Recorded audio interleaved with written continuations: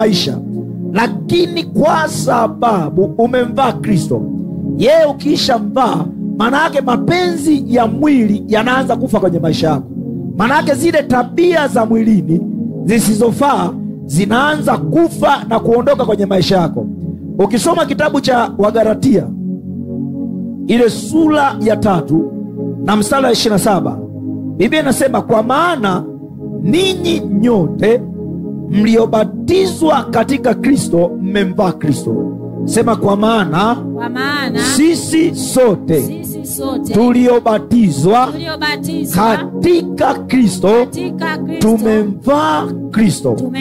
Manake mtu yoyote aliokoka, Biblia inasema huyo amemvaa Kristo.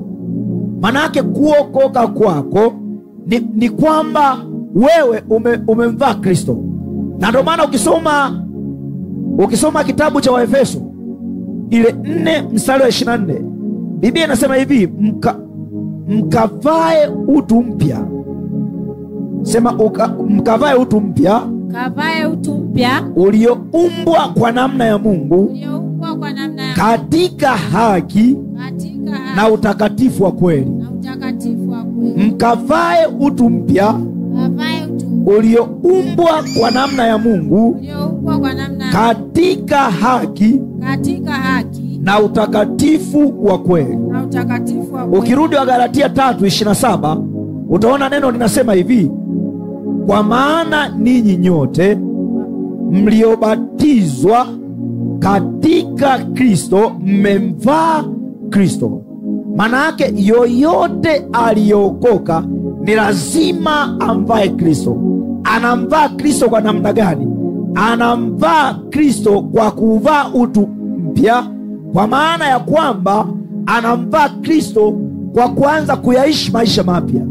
Huwezi ukaokoka na ukaishi maisha ya zamani alafu unategemea Mungu aamue hatima yako. Huwezi ukaokoka ukaendelea kuyaishi maisha ya zamani alafu unategemea kuna vitu vitabadilika kwenye maisha yako, au unategemea kuna maombi yatajibiwa, au kuna jambo la ghafla litatokea libadili maisha. Kubadilika kwa maisha yako au kubadilika kwa vile ambavyo unataka Mungu akupandishe inategemea na mabadiliko baada ya kuokoka. Amen.